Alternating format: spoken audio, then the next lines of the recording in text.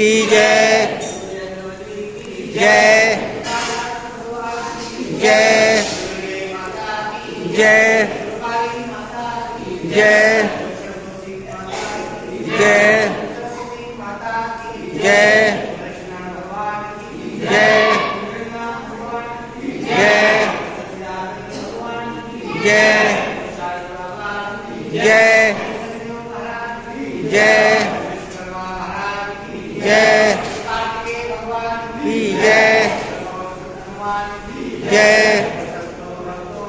जय की जय। हर हर महादेव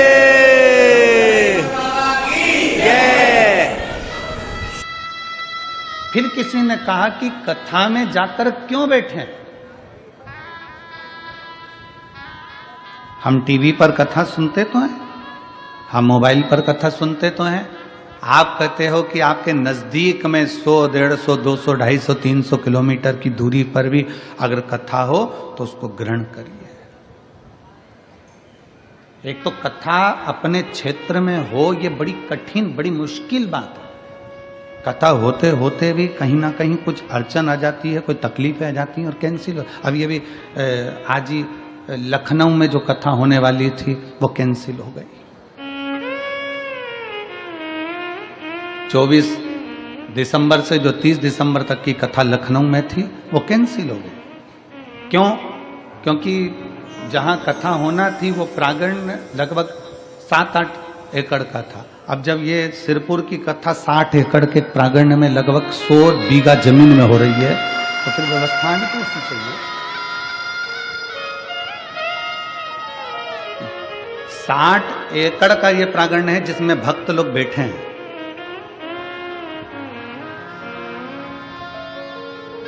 सौ बीघा जमीन के अंदर अंदर ये पूरी व्यवस्था करी गई।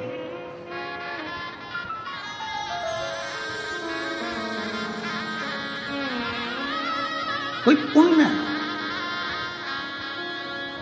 क्यों? नाम का स्मरण होगा तो हृदय में रमण होगा, रमण होगा तो दुख का मरण होगा, ये निश्चित है। श्री शिवाय नमस्तु। श्री शिवाय नमस्तु। श्री शिवाय नमस्तु। श्री शिवाय नमस्तु। श्री शिवाय नमस्तु। श्री शिवाय नमस्तु। श्री शिवाय नमस्तु। श्री शिवाय नमस्तु। फिर किसी ने पूछा कि गुरुजी पंडाल में बैठ के कथा क्यों सुने? टीवी पर सुन ले हम, मोबाइल पर सुन ले हम, पंडाल में क्यों? तो याद करो 3.5 करोड़ रोम छिद्र ये मनुष्य के शरीर में 3.5 करोड़ रोम छिद्र हैं इस मनुष्य के शरीर में। बारीक बारीक रोमों को अगर ये पूरे शरीर के एक एक रोमों को गिना जाए तो 3.5 करोड़ रोम पूरे शरीर में है। कितने हैं? जम के बोलो जरा। 3.5 करोड़ रोम छिद्र मनुष्य के शरीर में। अग्नि पुराण में एक प्रसंग मिलता है कि पूछा गया कि ये 3.5 करोड़ रोम छिद्र परमात्मा ने मानव के शरीर में क्यों दिए? तो कहा गया, अग्नि पुराण कहती है कि 3.5 करोड़ बार मनुष्य को एक दिन में भगवान का नाम लेना पड़ेगा तब तरेगा।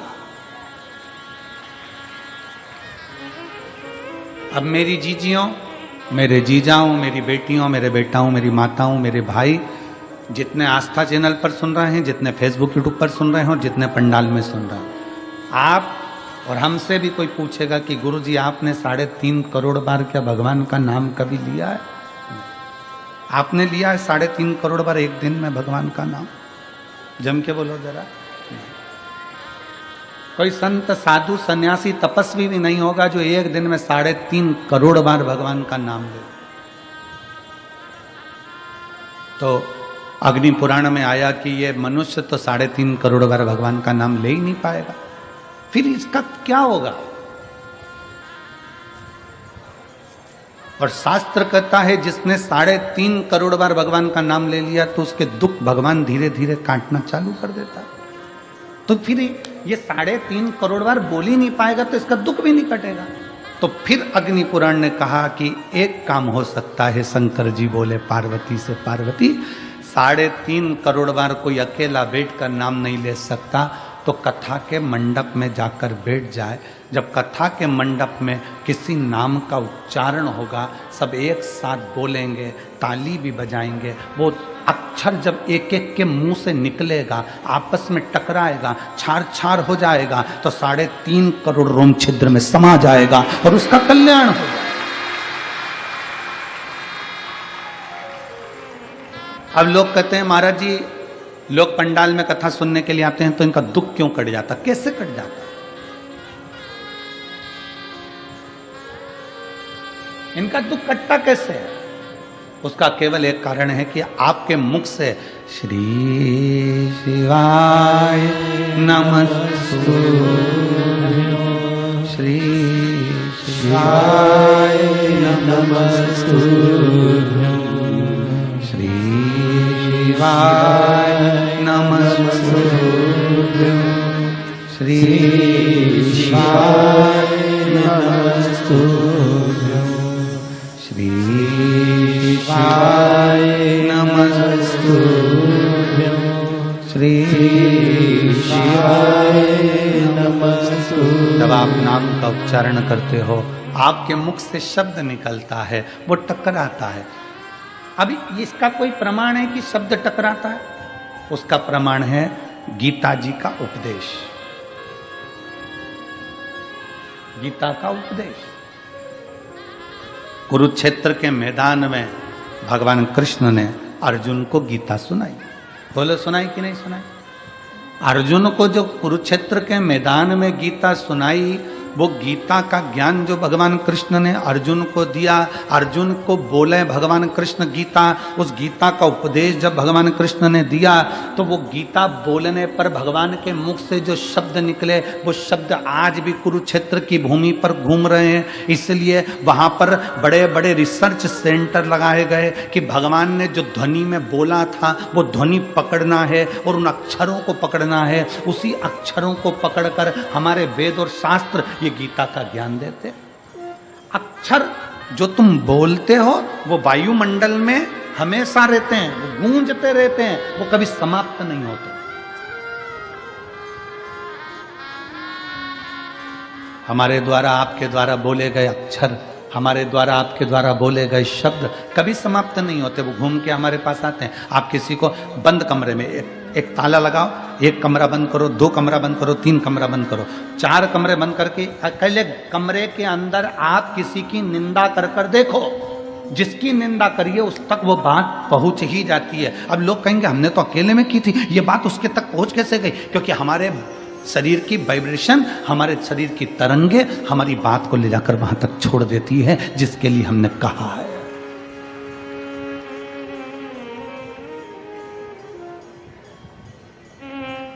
हमारे शरीर की वाइब्रेशन, हमारे शरीर की तरंगे वहां तक ले जाकर छोड़ देती है जिसके लिए हमने अपशब्द कहा। आप किसी को गाली देकर देखो, चलो जाने तो आपका कोई नौकर हो ना, आप अपने घर पे बैठ के नौकर कोई कुछ अपशब्द कह के देख ले, नौकर नहीं है वहां पर, परंतु उस नौकर को मालूम पड़ जाएगा कि मेरे सेठ के मुख में, मेरे सेठ ने मेरे लिए कुछ कहा, मेरे सेठ के दिमाग में कुछ चल रहा है। हमारी वाइब्रेशन बता देती है, हमारी तरंगे बता देती है। इसलिए शिव महापुराण की कथा कहती है, अच्छा विचार करिए, अच्छा सोचिए। अगर कोई तुम्हारा दुश्मन है ना, उसके बारे में अच्छा सोचना चालू करो। एक दिन वो दुश्मन तुम्हें सुंदर माला लाकर ना दे, तुम्हारे को गुलाब का फूल लाकर ना दे, तुम्हारे लिए गुलदस्ता लाकर ना दे, तो कहना जो दुश्मन है उसके लिए वे अच्छा सोचना प्रारंभ करो, श्रेष्ठ सोचो। बहू सास की दुश्मन नहीं है, सास बहू की दुश्मन नहीं है। अगर बहू की दुश्मन होती सास तो अपनी रकम तुड़वाकर बहू को ना देती, शादी के पहले, शादी के समय पर।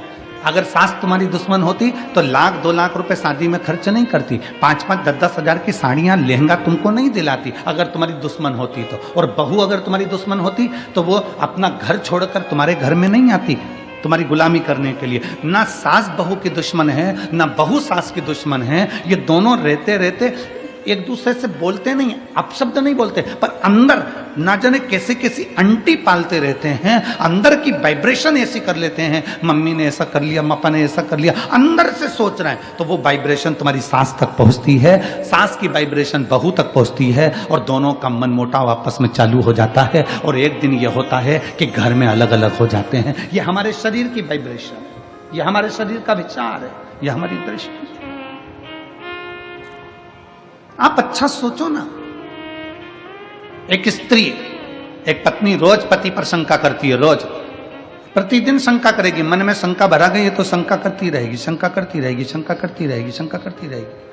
आखिर में पति को मालूम पड़ जाएगा कि ये शंका कर रही है। पति शंका करेगा तो मालूम पड़ जाएगा कि पत्नी शंका कर रही है। ये हमारी वाइब्रेशन है हमारे शरीर की जो वहां तक पहुंचा दी। ये हमारे शरीर की वाइब्रेशन है जो वहां तक पहुंच रही है। शिव पुराण कहती है, अच्छा सोचिए,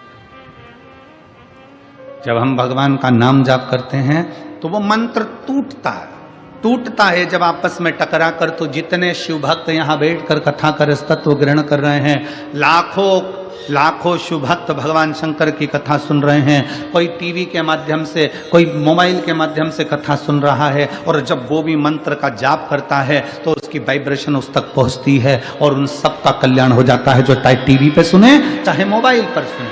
श्री शिवाय नमस्तु।